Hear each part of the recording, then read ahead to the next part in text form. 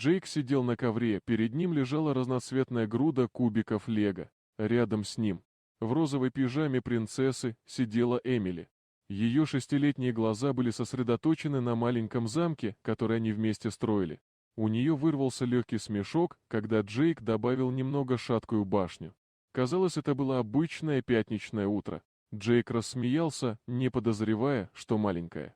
Неприметная камера на полке напротив записывает их действия. Он даже не подозревал, что эти моменты, которые он считал повседневными, вскоре станут значить гораздо больше для его жены Сары.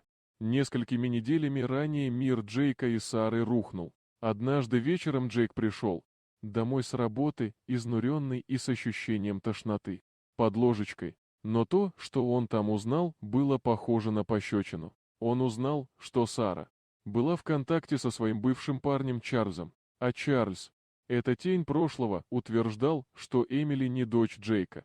Слова, сказанные Чарльзом, прожгли мозг Джейка, как горячие угли. Его грызло сомнение, темное облако недоверия. Несмотря на его любовь к Эмили и сильную связь, которую он чувствовал с ней, это подозрение не покидало его. Ситуация была настолько абсурдной и болезненной, что в порыве отчаяния и неуверенности он согласился на ДНК-тест. Дни, предшествовавшие результату, были пыткой. Затем пришла уверенность. Тест подтвердил то, что всегда говорило ему сердце. Эмили была его дочерью. Облегчение было ошеломляющим. Но тень случившегося все еще висела над отношениями между ним и Сарой. Он не мог просто так забыть ее контакт с Чарльзом. Сегодня утром Сара пошла за покупками. Джейк воспользовался возможностью провести время с Эмили, чтобы сократить внутреннюю дистанцию. Он подарил ей кубики лего и рассмешил ее. Теперь, когда замок был почти готов, он поставил один из ее любимых дисков с веселой детской музыкой. Он встал, взял ее маленькие ручки в свои и начал танцевать с ней по гостиной. Эмили хихикала от радости, ее кудри закручивались кругами. Джейк чувствовал глубокую, искреннюю любовь к этой маленькой девочке. Это была тихая, ненавязчивая привязанность, простой момент, полный смысла.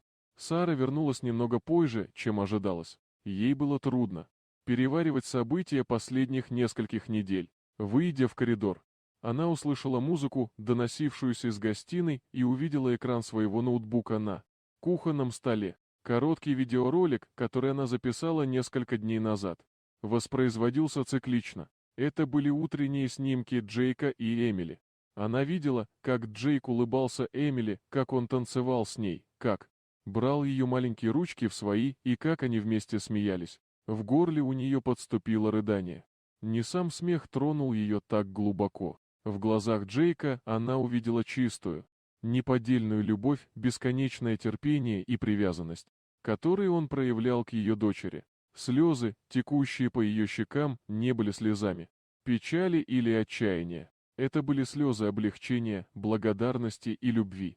Она тихо вошла в гостиную и еще несколько минут наблюдала за ними двумя. Затем она слегка кашлянула. Джейк обернулся и, увидев ее, осторожно отложил Эмили в сторону. Он встал и подошел к Саре.